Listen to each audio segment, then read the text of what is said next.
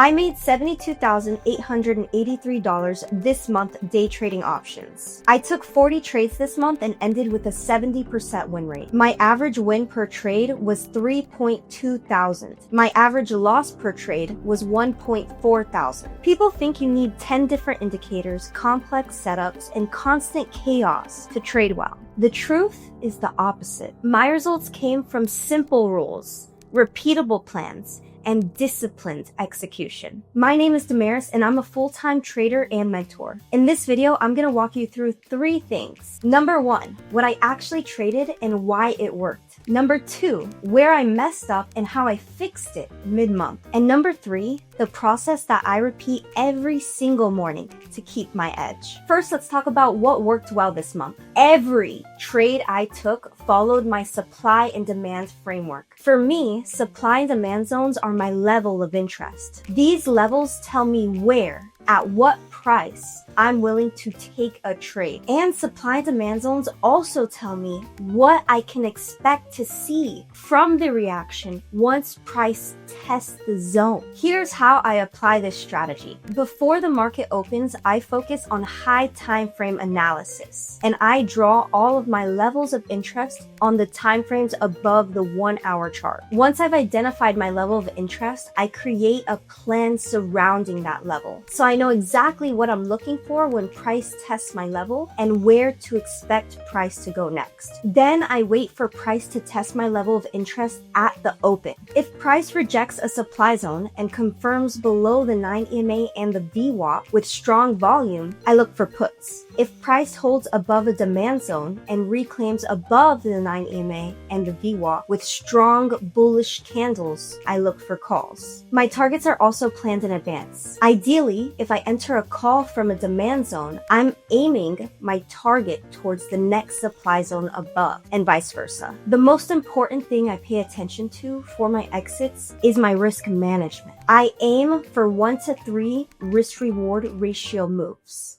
Let's discuss a couple of the trades I took this month. I took CRWD puts and I won 61%. That made me $6,525 in just 1 hour. I took a put here on CRWD because a double top formed within my supply zones. It reclaimed back below 447.42. below the 9 EMA and the VWAP, and volume supported the move. I was able to exit 1 hour later exactly at my target at the next demand zone below. On September 5th, I took puts on Robinhood. That is a 67.5% gain. That means in just 10 minutes, I made $6,450.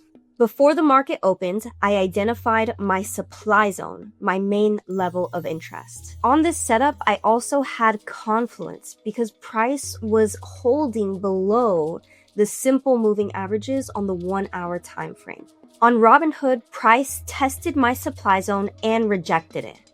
I saw this candlestick pattern called 3 black crows, which is essentially 3 consecutive red candles on the 5-minute time frame. Price is below the 9 EMA and the VWAP, and there was very strong volume, so I entered a put here. I was only in this trade for 12 minutes, and it went straight towards my target, which was the next demand zone below. In just 40 minutes, I made $6,575. That was a 58% return. I used the same process that I use every single day. First, I identified my supply zone and my demand zone. For this trade, I used the same process that I use every single day. So first, I identified my level of interest, which was this 30-minute supply zone. And one key component about my strategy is that I trade reversals from these levels, and I also trade breakouts based on the confirmation checklist within the first hour of market open. By 10:23 a.m., price broke above the supply zone. Based on my strategy, this confirms a trend shift, especially when it was paired with heavy volume. I was in the trade for just 40 minutes, and I made a 58% gain. I exited just shy of my target.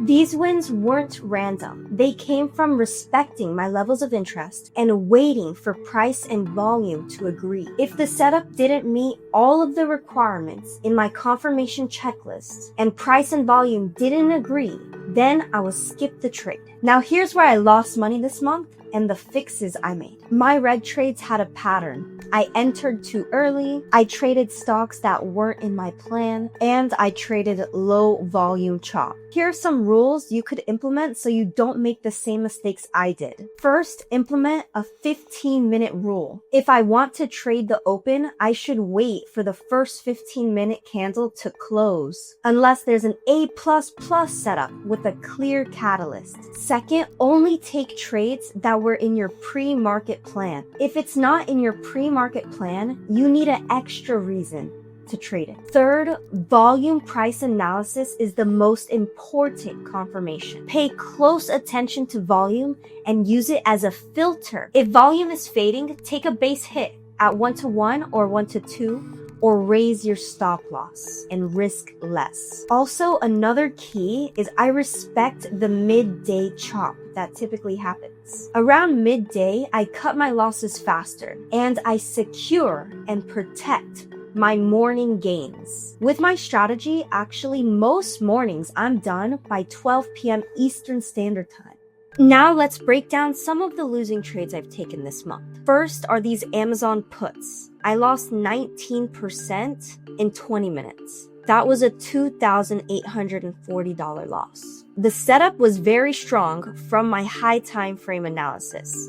Price had broken below my demand zone. It was sitting below the 1 hour time frame simple moving averages, and a head and shoulders pattern was forming. So my bearish idea was valid. The triggers that made me decide to enter the trade early in the morning was the bearish engulfing making a lower low on the demand zone break, especially because it was below the 9 EMA and the VWAP on the 5-minute time frame. However, the red flag I ignored was decreasing volume. I lost this trade because I sold the first break while volume was fading. That's often exhaustion, not a sign of trend immediately. The reason why I lost this trade is because I jumped in the trade too early without my volume confirmation. I sold the first break while volume was fading. If you understand volume price analysis, volume fading is a sign of consolidation, not a strong trend. The real move happened around 12 p.m. EST after a proper pattern break. My plan was right, but my timing wasn't.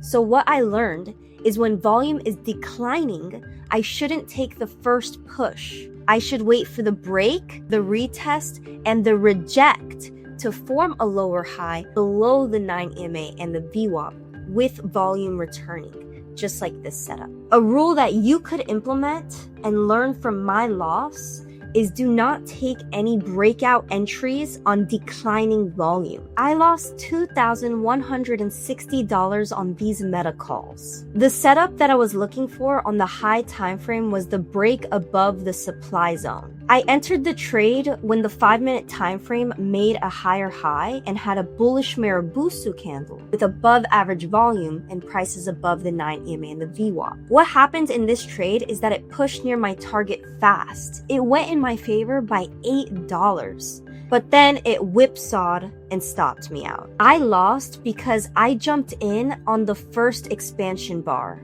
and I didn't require a retest of the level. So fresh breakouts need proof. We need a close above, a hold above, or a retest that holds the 9 EMA and the VWAP before entering. I lost $1,720, which was an 11% loss on Microsoft. The setup on the high time frame looked bearish. There was a double top, we consistently made lower highs, and we started to make lower lows as well. From my pre-market analysis on Microsoft, I was bearish. The mistake that I made is I didn't really follow my plan. The high time frame context on Microsoft was bearish. There was plenty of evidence that supported that. But what I did wrong is I went for a call. I went counter trend. Another thing I did wrong is my timing was off. I jumped the gun and entered too early on this trade when it was going against the high time frame context and the trend. What made me jump the gun in this trade is that I treated Bookmap as the green light instead of paying closer attention to the high time frame context. So what I learned is that Bookmap can support my plan, but not replace the high time frame market structure. I entered early in the day, and it did go in my favor for around an hour, but then it reversed, and I ended up losing 10%. By analyzing my previous losing trades, I was able to cut out the bad behavior fast and learn from it. And when I made the fixes, my P&L stopped leaking. Let me show you the simplest daily process that makes this repeatable. The process is simple by design. The edge is in repeating it, not reinventing it. I don't win these months by guessing. I win by doing the same simple things well.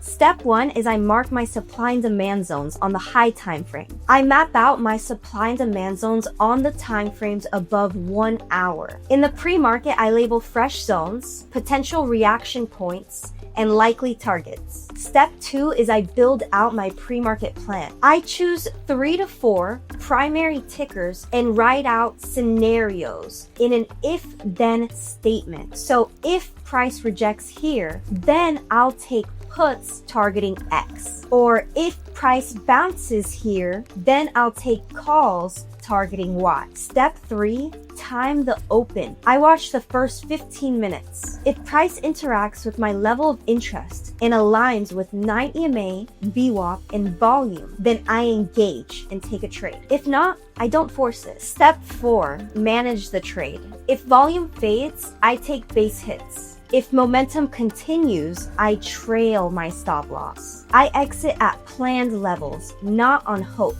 Here's an in-depth breakdown of every ticker I traded this month. How many trades I took there, the win rate, and which tickers actually paid me and which ones taxed my patience this month. So this is my real watch list. For the month totals, I took 40 trades. That was 28 wins and 12 losses, which led me with a 70% win rate. My net P&L was $72,883. My average win was $3,208. My average loss was $1,413.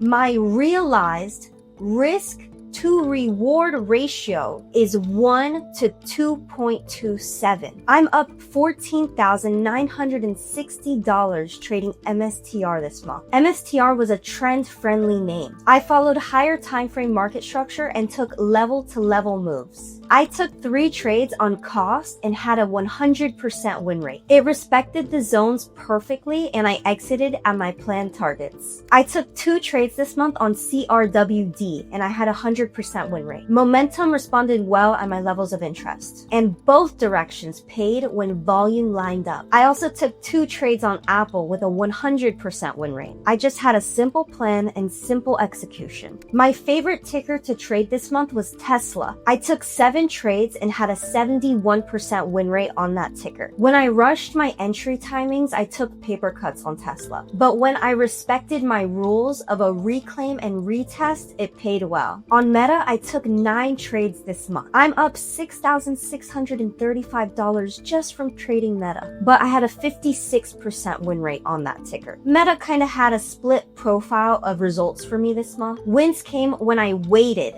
for a hold and retest. Losses came from early entries and mostly choppiness. I took 1 trade on Hood and I made $6,450. It was a textbook supply zone rejection. I also took 1 trade on Netflix and 1 trade on Palantir, both of which ended up profitable. I took 6 trades on Microsoft and ended with a 50% win rate for that ticker. The location of my levels were good, but my timing of my entries and exits were inconsistent. I performed better on Microsoft when I waited at least 15 minutes to get an entry. Now let's talk about the tickers that actually lost me money this month. On LLY and AMZN, I had a 0% win rate. That was my first time trading LLY, and it had very low volume and a thin volume profile. So that just led to consolidation in my options contract. Although my analysis was right, the options trade ended up as a loss. My analysis for LLY was right on the big picture. It would have worked much better as a swing trade, but the trade that I took was a day trade and I didn't get the continuation same day, so I took a loss. A common pattern I noticed with my Amazon trades is low volume and choppiness most days. Maybe my opening setup doesn't work so well on Amazon, whereas midday setups may work better there. These were my best performing tickers this month. MSTR, MicroStrategy, COST, Costco, CRWD, CrowdStrike, AAPL, Apple, TSLA, Tesla. These respected my levels of interest, had very strong volume, and rewarded the planned targets I had. The names that I struggled the most on this month was LLY and Amazon. Plus, Meta and Microsoft were mixed because there was a lot of choppiness. So what this means for your watch list, you don't actually need to track 20 different names. You need names that respect your levels of interest, move with the trend and market structure. When I analyze my results from the previous month, I stick to the names that paid me consistently going into the next month. But names that repeatedly put me in chop or potentially require midday timing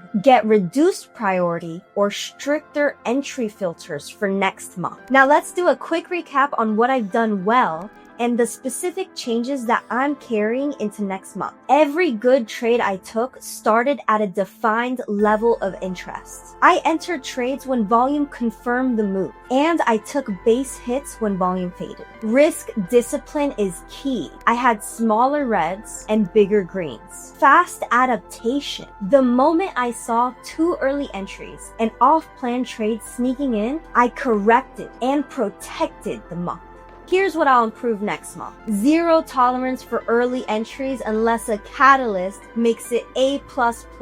I'll be stricter, being on plan only, especially during chop. If I'm watching something else on the side, I'll make sure that I don't chase the trade from being late and that I require an additional confirmation so that I could earn its spot in my trades. Also, I have to understand there's different setups based on the time of day, and I have to be disciplined to follow that. I mainly go with my opening setups. Those are my bread and butter. I've seen more inconsistent results in the lunchtime chop. If volume is low and the tape is slow, I will take an earlier exit. On low volume days, taking a 1-to-1 or a 1-to-2 trade actually helped me end certain weeks green this month. If I'm already in the trade and volume's fading, I'm not gonna let it hit my stop loss. I'm gonna trail that into profit and take the 1-to-1 or the 1-to-2. This was my month. What paid, what didn't, and what kept my process consistent. It'll give you the foundation you need first before you start trading so that all of this starts to click. If you found all of this interesting and you want to learn my strategy more in detail, click the link below in the description to apply for my one-on-one mentorship program. I'll see you in the next video.